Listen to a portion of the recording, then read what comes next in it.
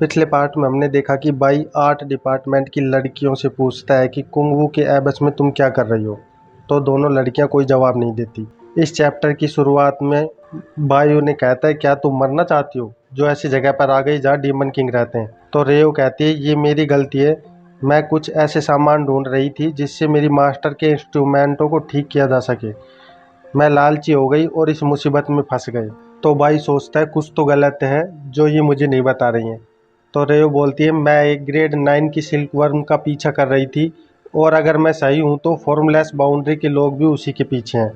तो बाई कहता है शायद नहीं, ये तो सिर्फ एक 9 ग्रेड का डीमन है जो फॉर्मलेस बाउंड्री सेक्ट इसका पीछा करते हुए नॉर्थ रेल्म से साउथ रेल्म में आएंगे। और सोचता है क्या इन्होंने गलत समझ लिया, आइस सिल्क वर्म कोई ग्रेटर डीमन नहीं है लेकिन एक स्पिरिट डीमन अपने मोल्टिंग पीरियड में, या कोई डीमन ने जिसने ह्यूमन फॉर्म में कल्टीवेट किया हो, शायद यह वही है। तो रेयो कहती है एल्डर बाई क्या तुम आइस सिल्क वर्म को पकड़ने जाओगे। तो बाई कहता है हाँ, आइस सिल्क वर्म एक बहुत ही दुर्लभ डिमोनिक बीस्ट है जिसके पास वाटर और लाइटनिंग दोनों एट्रीब्यूट होते हैं। मेरी शिष्य स्टेज के ब्रेक थ्रू पॉइंट पर है और उसे एक लाइटनिंग एट्रीब्यूट की जरूरत है, इसलिए आइस सिल्क वर्म बेस्ट रहेगा। जल्दी चलो, मुझे सनराइज से पहले वापस भी जाना है। तो रेयो रॉक्सी को कहती है देखो ना सीनियर सिस्टर, भाई अपनी शिष्य के बारे में कितना सोचते हैं और कितना ख्याल रखते हैं उसका। तो रॉक्सी उसके सर पे मारते हुए कहती है फालतू की बात मत करो, हमारा मास्टर भी हमारा बहुत ख्याल रखते हैं। और फिर हमें क्विंगलैंड पीक दिखाया जाता है जहाँ चैंग कहता है बाई लियो चैन अभी बाहर आओ। तो सू अपने कमरे से बाहर निकलती है और कहती है मैं माफ़ी चाहती हूँ मास्टर, इस वक्त मेरे मास्टर यहाँ नहीं है, आपको जो कहना है आप मुझे बता दें तो मैं मास्टर को बता दूंगी। तो चैंग कहता है नील डाउन, और सू कहती है मैंने कुछ गलत नहीं किया है तो मैं नील डाउन क्यों करूं। तो चैंग कहता है जब भी तुम अपने एल्डर को देखो तो तुम्हें नील डाउन करना चाहिए, क्या बाई ने तुम्हें एकेडमी के रूल्स नहीं सिखाए। तो सू कहती है मैं माफ़ी चाहती हूँ, मैंने ऐसे किसी नियम के बारे में नहीं सुना है और मेरे मास्टर कचरा नहीं है, तो प्लीज़ थोड़ी इज्जत से बात करो सीनियर। तो चैंग कहता है बेइज्जती, तुम्हारी हिम्मत कैसी हुई एक नई स्टूडेंट होकर वाइस प्रोफेसर को उल्टा जवाब दो। और एक मैजिक करता है और कहता है नील डाउन। तो वो मैजिक सू की तरफ आता है और मैजिक से सू के पास गड्ढा बन जाता है, पर अटैक लगने के बाद भी सू खड़ी रहती है और कहती है मैंने कुछ भी गलत नहीं किया तो मैं नील डाउन नहीं करूंगी। तो चैंग कहता है ठीक है, मैं भी देखता हूँ तू कब तक अपने मुंह को बंद रखती है, और सू पर बहुत से नील डाउन अटैक करता है। तो वहाँ बहुत बड़ा धमाका होता है। फिर चैंग ये देखकर चौंक जाता है कि उसके ग्रीन मैजिक के बीच एक ब्लू लाइट है और सू उस ब्लू लाइट में अभी तक खड़ी है। तो चैंग सोचता है ये लड़की कितना सीरियस हो सकती है, इसने अपना रेल्म जला दिया ताकि इसे नील डाउन न करना पड़े। अगर ये बात यहाँ से बाहर गई तो मैं और बीस्ट टेमिंग डिपार्टमेंट किसी को मुंह नहीं दिखा पाएंगे, ये लड़की अब जिंदा नहीं बच सकती। और फिर अपने शिष्य यीन को कहता है जाओ इसे खत्म कर दो। तो यीन कहता है मास्टर क्या ऐसा करना सही रहेगा। तो चैंग गुस्से से कहता है तुम्हें जो कहा गया है तुम वो करो, या तुम भी अपने मास्टर के ऑर्डर को नहीं मानते।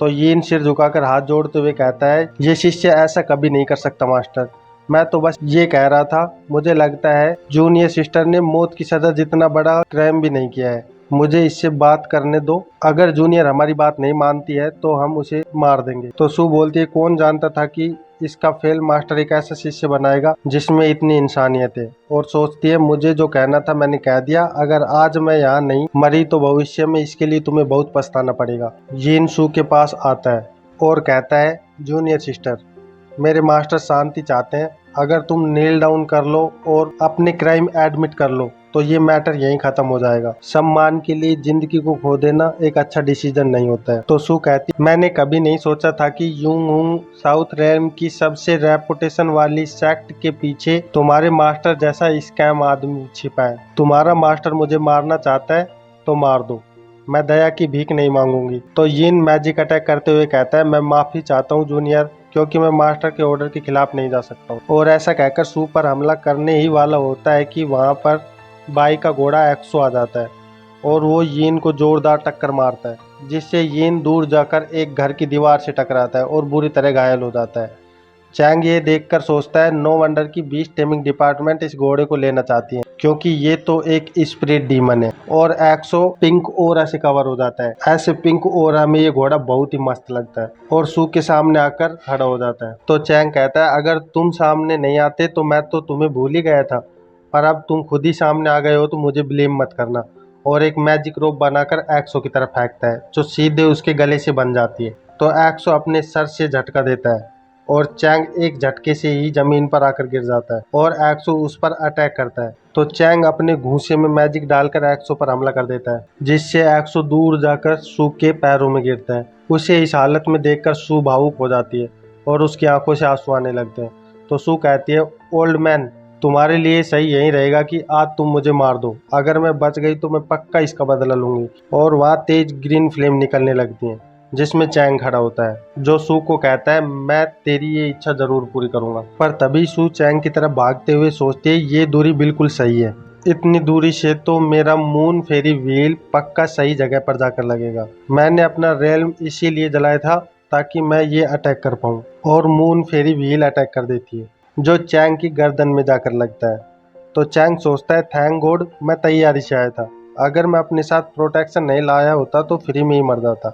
जिसने सोंगलंग जैसों को हराया हो उसके पास कोई तो बात होगी। अब इस लड़की के मरने का वक्त हो गया है। और इधर सू थकान की वजह से हाँफने लगती है और सोचती है, मेरी स्पिरिचुअल पावर भी लगभग खत्म ही हो गई है। तो चैंग मैजिक रोप से सू को बांध लेता है और अपनी तरफ खींचते हुए कहता है, इधर आओ, और सू का गला पकड़ लेता है। तो सू कहती है, जब मेरे मास्टर आएंगे तो तुम्हें इसकी कीमत चुकानी पड़ेगी। चैंग हंसते हुए कहता है, मैंने तो पहले ही सोच लिया था कि तुम दोनों को एक साथ मारूंगा। उसके जैसे आदमी की मेरे नज़रों में कोई कीमत नहीं है।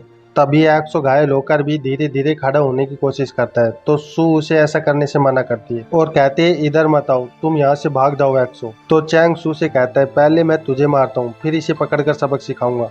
आखिरी समय पे सू को याद आता है कि मास्टर बाई ने जाते वक्त उसे एक तालिस्मान दिया था और मुसीबत में उसे यूज करने के लिए कहा था। तो सू उस तालिस्मान को चैंग के हाथ पे रख देती है। तो चैंग उसे देखकर कहता है, ये कागज का टुकड़ा मेरा क्या बिगाड़ पाएगा। पर तभी वहाँ बहुत बड़ा धमाका होता है और एक मैजिक सर्कल बनने लगता है। यहीं पे इस चैप्टर का अंत होता है।